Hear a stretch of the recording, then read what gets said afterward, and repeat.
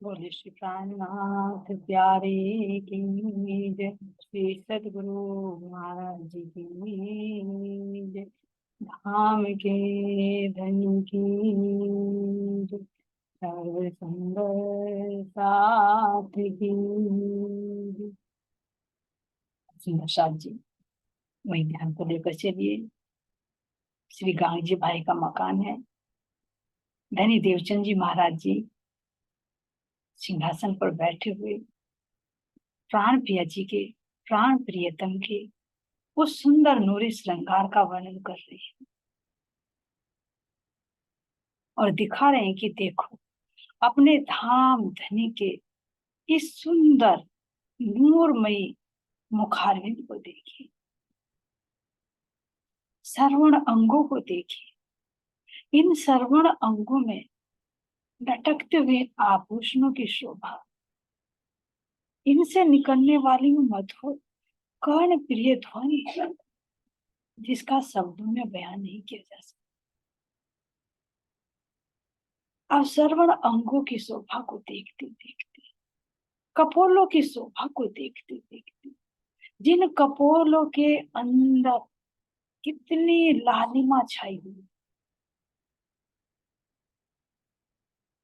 कितने कोमल, कितने मुलायम, कितने रसीले, अगर उंगली से छू जाए कितनी देर तक हिलते रहते हैं। इतने कोमल, इतने रसीले, इतने नूरमयी कपोल धाम धनी आए।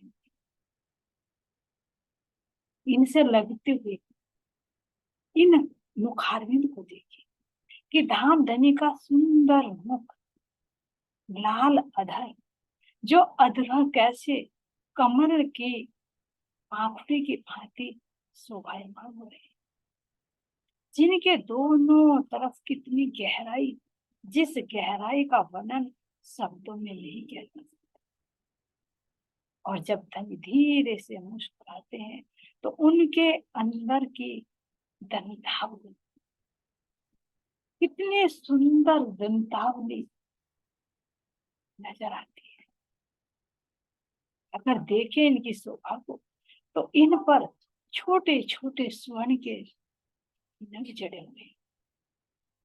इन सफेद रंग के दांतों के अंदर तो जब अनंत रंगों की झनकार आती है तो ऐसा लगता है मानो इन दांतों पर सब तरह के रत्न जड़े हुए। और क्यों नहीं होंगे सुंदर,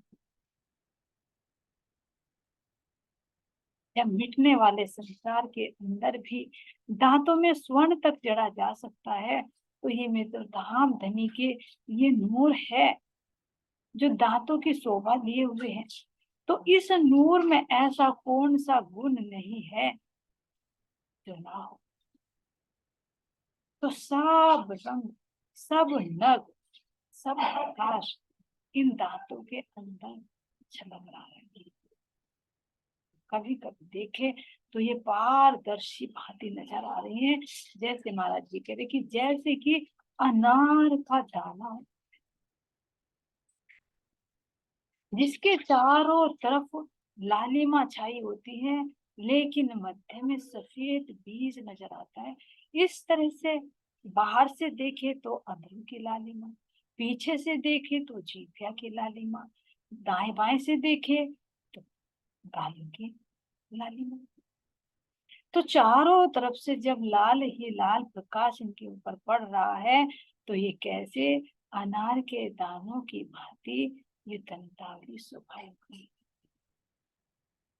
इनके पीछे देखे तो धाम धनी के सुंदर रचना जो हमेशा ही रस से ओत-पोत रहती है, रस में ही भीगी रहती, और रस में भीगने के कारण ये कितनी कोमल है, कितनी मधुर। तो ये रसना, इस रसना का क्या सुंदर सा जीव वर्णन किया जा सकता है, क्योंकि ये तो धाम धनी के हृदय में जो अनंत सागर हैं उन सारे सागरों का रस अपने अंदर समाहित किए। सारे रस इस रसना के माध्यम से प्रकट, इसीलिए कहते जाको नाम है रसना, उसी कैसी मीठी हक, जिनकी जैसी गुजर की जुबा होत तीन माफक, जुबा होत तीन माफक, जुबा हो तीन माफक। तो जो हृदय में होता है वो ही तो जुबान से माध्यम से बाहर प्रकट होता है। तो धाम धनी के हृदय में कितने रंग, कितने रस, कितने स्वाद, कितने अनंत सागर लहरा रहे हैं। तो उन सारे सागरों को बाहर जो प्रकट करती है ये रसना है। इस रसना का कोई पारावार नहीं। तो ये रसना कितना रस हम आत्माओं को देती है, धाम में भी देती है और खेल में भी आकर कितनी तरह का ये रस हमें प्रदान कर देती है। ऐसे मेरे धाम धनी के रसना की दूसरे ये देख दर्शन आवे जोश आवेश। तो जब रूह अपने धाम धनी की इस रसना को देखती है, इस रसना के बोल सुनती है, तो क्या कह रहे हैं कि हृदय में आवद जोश और आवेश। तो एक अंग में जोश प्रकट होता है सुंदर जी, और दूसरा कह रहे हैं कि आवेश। धाम धनी का वो आवेश हृदय में प्रकट होता है जो रूह को अपने ही समान बनाए। जिस प्रकार अग्नि लोहे को अपने अंदर रखकर अपना ही रूप दे देती है, इसी भांति धाम धनी रूह को अपने दिल में समाहित करके अपने ही समान बनाती है। और यही गुण सतगुरु के अंदर समाहित है। सतगुरु आप दीपक थे, ये जो आप, तो ऐसे धाम धनी के, ऐसे सतगुरु के इन मीठे वचनों को सुनकर आत्मा के अंदर जोश, एक अंग अंग में जोश और आवेश भरपूर मात्रा, जिसके माध्यम से वो धाम धनी के रस का पान करती है। अब जी किसका वर्णन कर रहे हैं? धाम धनी के हस्त कमल। कह रहे हैं बाह्य चूड़ी बाजू बंद सुख। धाम धनी की बाहों को देखिए, वक्ष स्तंभ को देखकर कह रहे हैं कि स्कंद प्रदेश को भी देखिए, धाम धनी के कंधों को देखिए, कितने विशाल कंधे हैं, जिन पर सफेद रंग का जामा, और जिस पर कह रहे हैं कि केवड़े की भांति सुंदर बेल बनी हुई नजर आ रही है, और ऊपर से वो घटती घटती आ, जिस पर मेरे धाम धनी के घुंघराले बाल लटके हुए। इन वक्ष स्थल स्कंद प्रदेश जो है ये कितना विशाल है कि हर रूह की एक जिम्मेदारी धाम धनी के कंधों पर है। कैसे खेल दिखाना है, कैसे मुझे अपनी रूह को जुदा भी नहीं करना, ये सब धाम धनी की ही जिम्मेदारी है। तो हर रूह की जिम्मेदारी धाम धनी की है।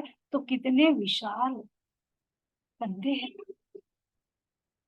इसलिए कह रहे हैं अब कंधों से नीचे उतर कर देखिए तो कितने सुंदर ये जाने की आस्तीन में नजर आती, जो ऊपर से मोटे धीरे धीरे धीरे धीरे घटते हुए बाजू बंद में सुंदर 10 रंगों की पट्टी से युक्त बाजू बंद कितनी शोभा,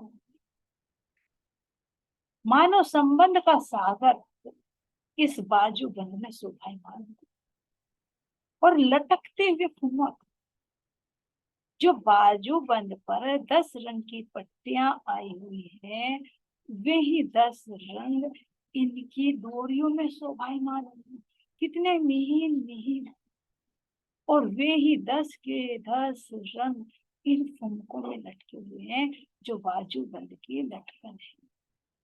इसलिए कह रहे बाहे और बाहों में आई हुई सुंदर साज जी चुन्नट है,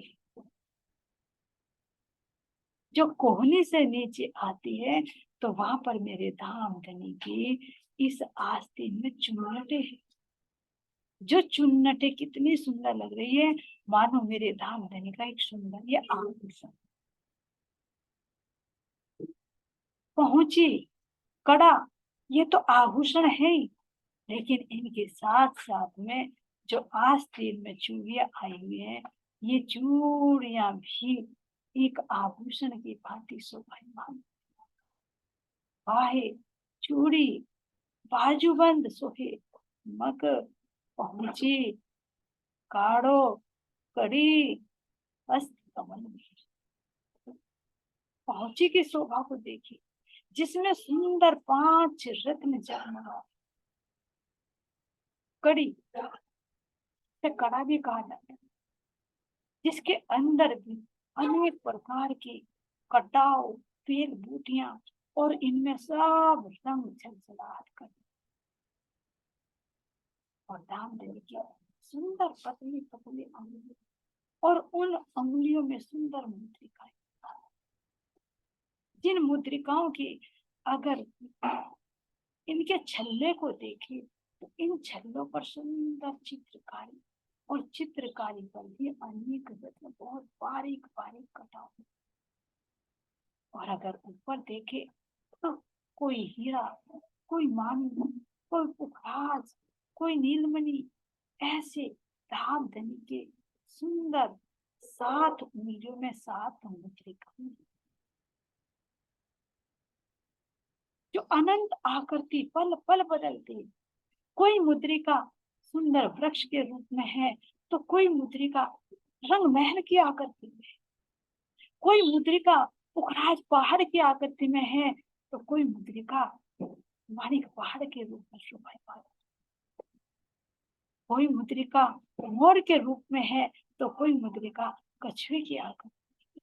ऐसे जैसे भी भाव आत्माओं के हित में आते हैं, वैसे ही मुद्रिका पल पल में बदलती हुई नजर आ रही।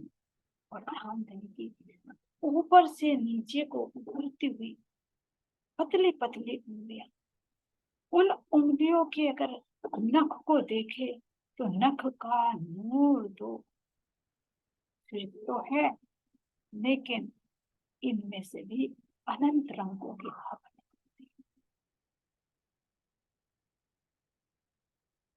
ये शब्दों में कहा जाना संभव, इसके अंदर जब रूह डूब जाएगी तो वो इस नूर से बाहर निकल ही नहीं पाएगी। अगर नखों के नूर को देखेगी तो उस नूर में ही समाकर वो नूरमयी हो जाएगी। ऐसे धाम जब अपनी उंगलियों को चलाते हैं तो इन नखों का जो नूर है, इनके अंदर से जो प्रकाश ऐसे निकलता है मानो पूरे आकाश को जाकर छूता। और हथेलियों की शोभा को देखे तो कैसे गोर वन की हथेली,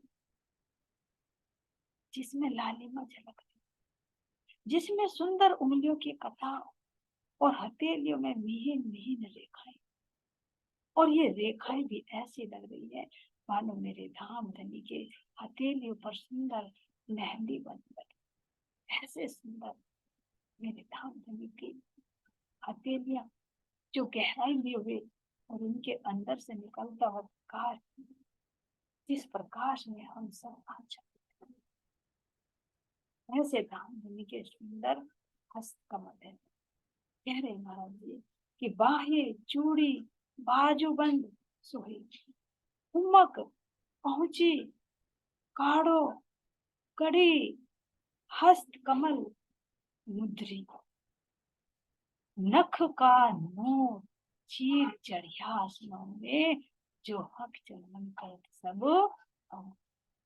तो जैसे धाम धनी अपनी उंगलियों को चलाते हैं, उसी दिशा में ये नखों का नूर झलझलाहट कर।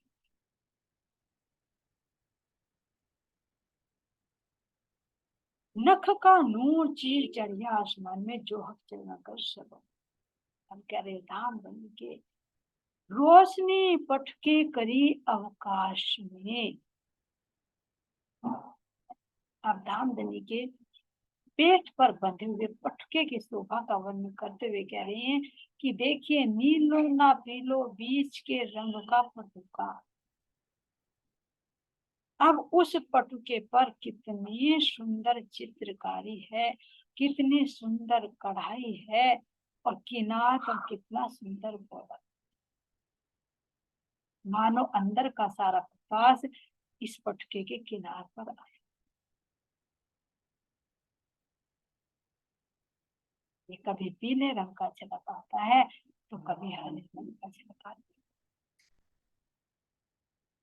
इसके अंदर का जो प्रकाश दसों दिशाओं में फैला, क्योंकि ये पीठ और पेट दोनों को कवर किया और जहां पर इसमें जुड़ाव आता है वहां पर तो ये दोगुना प्रकाश, रोशनी पटकी करी अवकाश, चरण भूकण जामे इजहार छाई। अब चरणों के अंदर जो इजहार आई है, चरण सौंदर्य रंग की इजहार, जो जाने के जो मिहीन कपड़ा है, जो घेर आया हुआ, उस घेर के अंदर से ये सौंदर्य रंग की सुथनी नजर आ रही है। कितनी झलकार कर रही है, इस पर भी सुंदर नीचे कितनी प्लेटें आई हुई है। और इसकी अगर मोहरी को देखे तो मोहरी भी किसी आभूषण से कम नहीं। चरणों में 4 आभूषण, झांझरी, घुंघरी, काबी और कटरे की शोभा है जो मधुर ध्वनि करती है। इन पर बनी हुई पुतलियां कैसे हाथ में हाथ डालकर हमारा ही श्रृंगार, हमारा ही रूप धारण किए हुए और हाथ से हाथ मिलाकर कैसे नृत्य करते हुए प्रतीत। और घुंघरू में आए हुए घुंघरू की शोभा को देखिए, इनके घुंघरू के जो 2 किनार है उन पर किनारे पे कितने कटाव, मानो उनके वे 2 अधर हों और वे आपस में टकरा टकरा कर कैसे मधुर संगीत पहुंचे।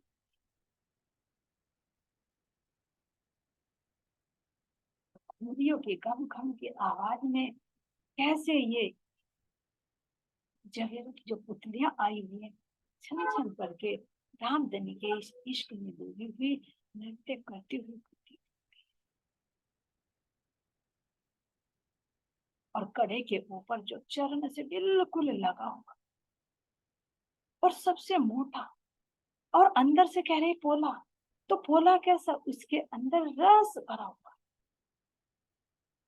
इसी रस के कारण जो इस कड़े पर बेल बूटियां बनी हुई हैं, फूल बने हुए हैं, वे सब इसी रस से पोषित होकर हरे भरे रंग बिरंगे नजर आ रहे हैं।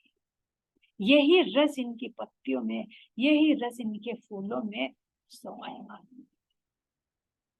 तो ऐसे धामधनी के चरणों में 4 आभूषण, और 4 आभूषणों के साथ में जो मोहरी आई है सुकनी की, वो भी एक आभूषण की भांति शोभायमान। जी, इस तरह से धामधनी के चरणों में इजहार और 4 आभूषणों की शोभा है। तो ऐसे सुंदर चरण कमलों की इन तने को देखो, कितनी गहरी लालक ली हुई, कोमल कोमल रसीली एड़ियों को देखो, चरण कमल के पंजे को देखो, खूंटी कांटे की शोभा को देखो, कितनी कोमलता, कितना नूर ही नूर समाये। और इस चरण कमल की जो 5 उंगलियां हैं, जिनमें एक अंगूठा, अंगूठे के ऊपर का नख, उस नख में इतना नूर, इतना प्रकाश, इसका वर्णन नहीं किया जा सकता। इसी अंगूठे से लगती हुई छोटी छोटी, उससे छोटी, फिर उससे छोटी, ऐसे सुंदर सुंदर 4 अंगुलियां कितनी सुंदर शोभा ली हुई है। घटती हुई कतार में कितना प्यारी आकृति ली हुई है। ऐसे धाम धनी के सुंदर चरण कमल, इन चरण कमलों पर रूह बार बार बलिहार जाती है, बार बार बलिहार जाती है। इस तरह से सुंदरलाल जी, धनी देवचंद जी महाराज जी सब सुंदर साथ को धाम धनी के इस सुंदर श्रृंगार का वर्णन करते हुए उनके हृदय में उस रस को प्रवाहित कर, और साक्षात सुंदर साथ के अंदर कह रहे हैं कि आवत जोश आ। जब धाम धनी के मुखार विंद से इस वाणी को सुन रहे हैं तो सुनते सुनते हृदय में जोश आ जाता, जिस जोश में डूबकर वो जो धाम धनी के सतगुरु के हृदय में आवेश के स्वरूप विराजमान है, वो प्रत्यक्ष दर्शन। तो इस तरह से धनी देवचंद जी महाराज जी यहाँ पर चर्चा करते और धाम धनी के सुंदर रूप कैसा सुंदर है, रूप है और अनूप है, यानी अनुपम है। इनकी उपमा यहाँ किसी से भी नहीं दी जा सकती। ऐसा सुंदर मेरे धाम धनी का ये रूप है, स्वरूप है, जिसका धनी देवचंद जी महाराज जी वर्णन करते। वर्णन करे श्रीराज को सुंदर रूप अनूप, ब्रजरास लीला को बड़ो दिखावे बोझ, शब्द साखी शास्त्र सब रहस्य दिखावे कर खोज, रहस्य दिखावे कर खोज। सुंदर साथ जी इस तरह से धनी देवचंद जी महाराज जी परम धाम के राज्य महाराज जी के नख से सिख तक के सुंदर शोभा श्रृंगार का वर्णन करते और करते करते फिर ब्रज और रास लीला का भी भेद खोल खोल कर समझा। ब्रज के एक एक लीला का कैसे हम सब सखियां धाम धनी के चरणों में ही बैठी हुई और हमने खेल देखा, और हम कैसे खेल में उतरे ब्रज के बैठे धाम धनी के चरणों में ही है, लेकिन बैठे बैठे सुरता रूप से हम कहाँ पर आए, ब्रज में आए, जहां पर हम सब गोपियों के रूप में प्रकट और हमारे प्रियतम हमारे वाला जी ने सुंदर एक बालक का रूप, जो रूप हमने आज तक परमधाम में नहीं देखा था, आज के दिन धाम धनी हमें अपने एक बालक के रूप में लीला करके दिखा। उस लीला का वर्णन करते कि देखो जब हमारे धाम धनी ब्रज में प्रकट हुए तो हम सब सखियां भी उनके साथ साथ में ही आए। धाम धनी का कितना लाड कितना प्यार कि हमसे पहले आए, हमको खेल दिखावन काज, हमसे आगू आए श्री राज।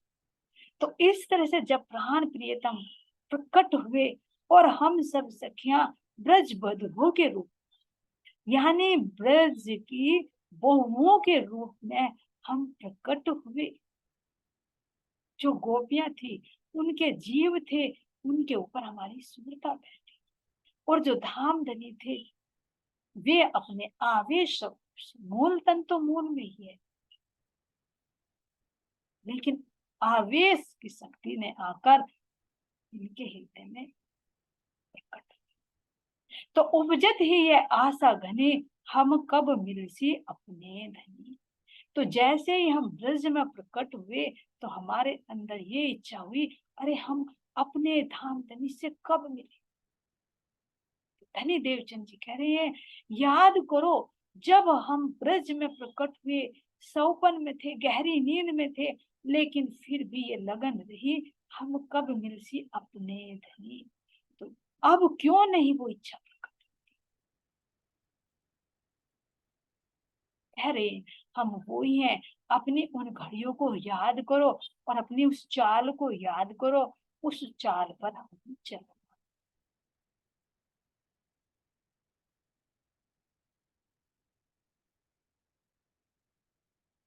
कैसे जब हमारे अंदर वो लगन थी कि हम अपने धनी से कब मिले, तो जैसे ही हमें पता चला अरे नंद बाबा के यहाँ लल्ला हुआ है, तो हम कैसे बढ़ावा ले लेकर अपने घर से नंद बाबा के घर की तरफ कूदे। कैसे सुंदर सुंदर वस्त्र आभूषण श्रृंगार धारण किया और कुछ ना कुछ अपने घर से उपहार लेकर चले कि हमारे नंद लाला प्रकट हुए। पहचान नहीं है कि हमारे प्रिय थे, लेकिन आत्मा का संबंध होने के कारण आत्मा खींची चली आई। और यहाँ तक कि जो हमारी बेटियों के रूप में थी कुमारिकाएं सखियां, जो कुंवारी थी, वो भी 16 श्रृंगार सज धज कर चली, क्योंकि इन श्री कृष्ण जी के अंदर आत्म अक्षर जोश धन था। हमारे प्रियतम थे तो ईश्वर सृष्टि के भी तो प्रियतम थे, कुमारिकाओं के भी तो प्रियतम थे, तो वे भी अपने प्रियतम से मिलने के लिए दौड़ पड़ी। लेकिन किसी ने ये विचार नहीं किया कि कुंवारी कन्या तो 16 श्रृंगार नहीं सजती, तो ये 16 श्रृंगार सजकर क्यों जा रही। और हमारे कुमारिकाओं के अंदर भी विचार नहीं आया कि क्यों सजा, क्योंकि वो आत्मा का जो संबंध था वो प्रस्फुटित हो गया। तो इसलिए 16 श्रृंगार सजकर किस तरह से हम नंद बाबा के घर की तरफ को दौड़ पड़े ताकि हम अपने प्रियतम के दर्शन कर सकें।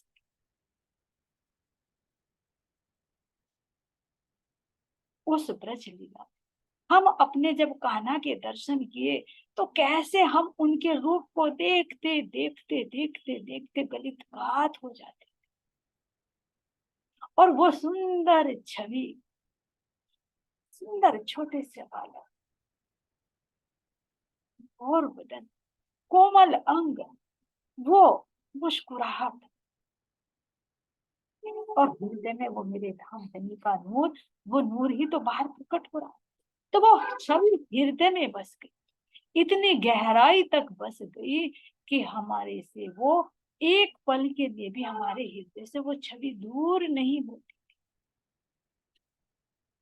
चाहे हम घर के कितने भी काम करते, हर पल उसी छवि में हम खोए रहते। कैसे कैसे हमने लीलाएं की, कैसे हम अगर घर का कार्य भी करते, भोजन भी बनाते, तो भी कान्हा की याद, अरे मेरे कान्हा आ जाए और जो मैंने अच्छा से व्यंजन बनाए वो खा ले। तो इतना विचार करते ही कान्हा प्रकट हो जाते थे। अगर सुबह सुबह उठकर जब हम अपनी चक्की चलाते, आटा गेहूं पीसते, आटा बनाते, तो कैसी हमारी हालत हो जाती। भले ही हम पसीने से लथपथ हो जाते, हमारे सिर के केस खुल जाते, लेकिन हमारा हृदय कान्हा के प्रेम में इतना डूबा रहता, इतना डूबा रहता कि बस हृदय मुख पर उसी का गुणगान होता। चक्की चल रही है तो उसकी जो आवाज है वो भी एक ताल का काम करती, और गायन करते करते एक ऐसा जोश आवेश आता कि कार्य भी बहुत तीव्रता से हो जाता। तो चारों तरफ जब वो चक्की के पीसने की आवाज होती, तो जैसे जैसे देवचंद जी महाराज जी उसका वर्णन करते, तो सुनने वाले सुंदर साध को वो मधुर आवाज सुनाई पड़ती, क्योंकि आड़ी का लीला अंदर से तो नहीं दिखा सकते, लेकिन आड़िका का मतलब एक थोड़ा सा आड़ा पर्दा लेकर उसको यहाँ पर जाहिर कर। जब हम सखियां गाय का दूध दुहती तो अंदर में यही होता, अरे मेरे कहना आएंगे, मैं अभी ये दूध निकाल रही हूँ, दूध की मैं दही बनाऊंगी, फिर इसका मक्खन बनाऊंगी और कान्हा को बड़े प्रेम से इसकी छाछ बनाऊंगी, तो कहना आएंगे तो वो छाछ बड़ी प्यारी है, तो मैं कहूंगी पहले नाच के दिखा, तो मैं छाछ तो ऐसे ऐसी हम लीलाएं करते और हर कार्य करते करते बस कहना, बस कहना, बस कहना के ही रंग में डूबे रहे।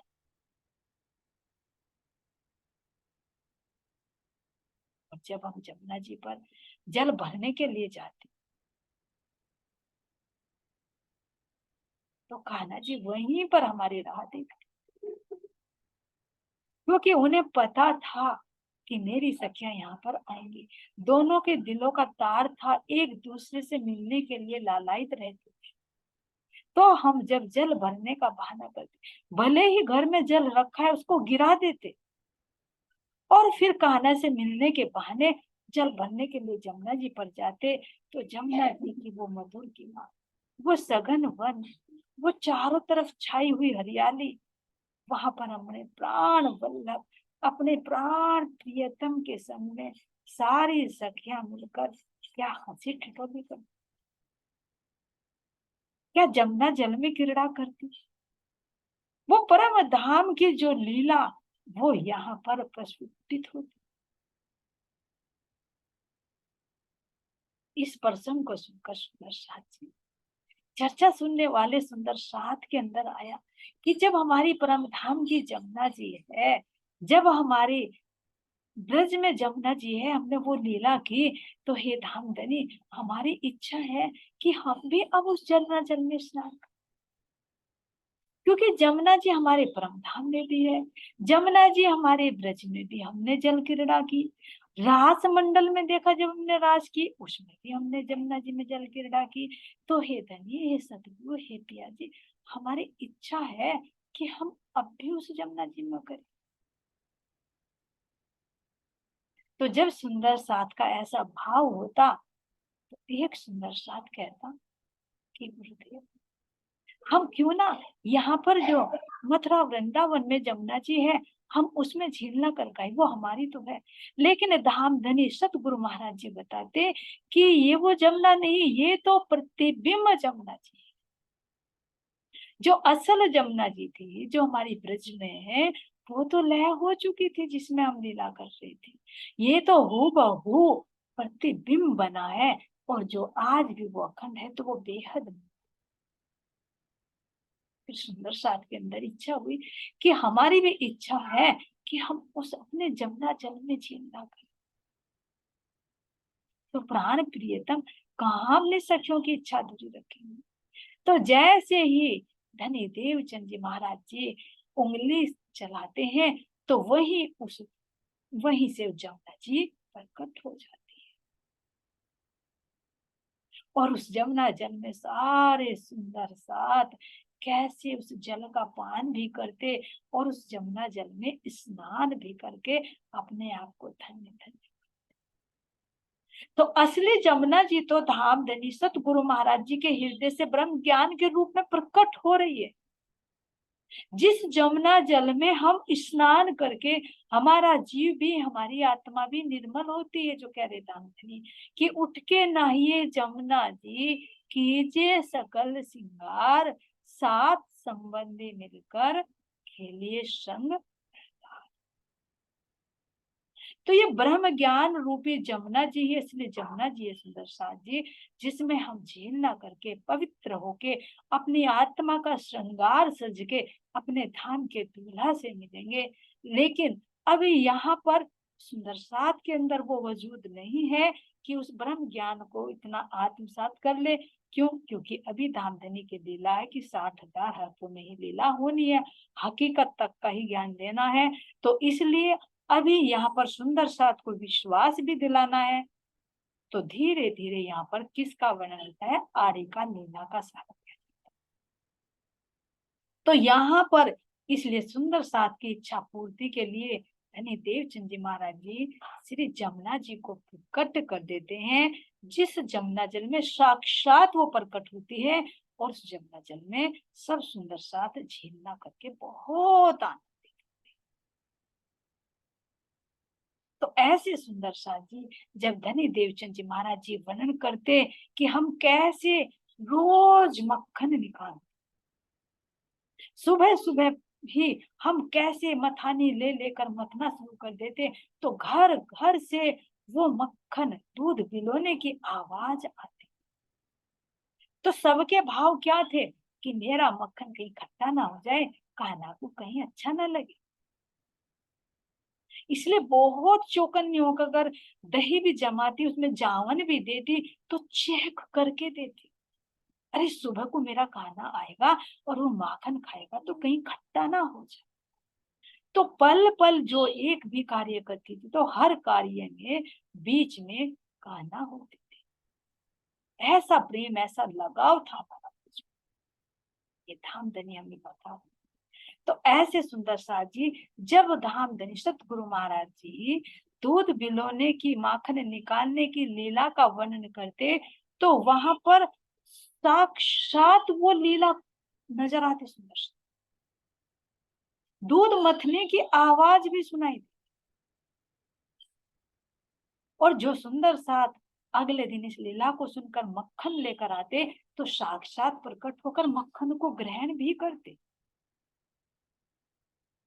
तो ऐसे सुंदर साथ जी अपनी ब्रज लीला में जितनी भी हमने लीलाएं की, उन सब लीलाओं का कह रहे कि भाव निकाल निकाल कर धामधनी उस रस में हमें। कैसे हम जब मक्खन लेकर मथुरा बेचने के लिए जाते तो कान्हा जी कैसे लाठी लेकर रास्ते में खड़े हो जाते कि तुम इस रास्ते से जा रही हो तो मुझे यहाँ पर दान देकर जाओ, कर देकर जाओ, टैक्स देकर जाओ यहाँ के जगह। तो वो बन गए सुंदर साथ, वही जगह बन गई है दान घाटी, कि जब भी इस रास्ते से तुम मथुरा जाओगे तो मुझे ये मक्खन देना। लेकिन कान्हा जी कहाँ देने वाले थे? जब से हमारे कान्हा आए, जब से हम कोई भी गोपी मक्खन बेचने मथुरा नहीं गए। क्यों नहीं गए? कान्हा जी को लगा अरे वो कंस मामा, उसके पहलवान खा खा कर मक्खन को तकड़े हो रहे हैं और वो यहाँ पर राक्षसों को भेजते हैं, तो क्यों जाए यहाँ पर। सुंदर साथ जी, राज्य महाराज जी वास्तव में अंदर जो हमारी आत्मा की बुद्धि के अंदर जो सार तत्व रूपी मक्खन है, उस मक्खन को क्यों जीवों के सामने प्रकट होने देंगे, क्यों राक्षसों को देने देंगे। तो वहां पर धामधनी के हुक्म से एक शब्द भी नहीं निकला। जो प्यासी, जो अंकुरित आत्मा होती है, उसी के सामने राज्य महाराज जी अपना दिल खोलते हैं। संगी आत्माओं से ही दिल की बात। इस तरह से अभी वहां पर नहीं पता था, कान्हा जी वहां पर हमें नहीं जाने देते और हमारा सारा मक्खन छीन कर ग्वाल बालों को दे देते। और जिस उसके बदले में हमें जो सामग्री मथुरा से लाते थे, वो सारी सामग्री हमारे घर में जब हम जाते झोंकी तो मिल जाती। तो हम तो हमें आनंद आने लगा, क्योंकि सास का डर ना, पति का डर ना, ससुर का डर, जो सामग्री चाहिए वो घर में है। हम अपने कान्हा को माखन देते और अपने प्रियतम के साथ में वहां पर सघन वन में कैसे आनंद में लीलाएं करते। कैसे दशरथ जी सतगुरु महाराज जी वर्णन करते कि याद करो अपने उन पलों को, जब चांदनी रात होती, चौराहों पर बड़े बुजुर्ग बैठते और कोई त्योहार होता तो प्राण प्रियतम और हम और गांव के सभी लोग कैसे सब इकट्ठे हो जाते, कैसे सब ढोल बजा बजा कर चांदनी रात में नृत्य करते, गायन करते और हम अपने कान्हा को चारों तरफ से घेर कर कैसे उस आनंद की लीला में मस्त हो जाते। तो उस समय धामधनी की वो याद जो हम अपने रंग महल की चांदनी रात में वो आनंद लेते, वो नृत्य करते, वो क्रीड़ाएं करते, उन सारे रस को हमने कैसे ब्रज के अंदर महसूस किया, उस लीला को हमने लिया।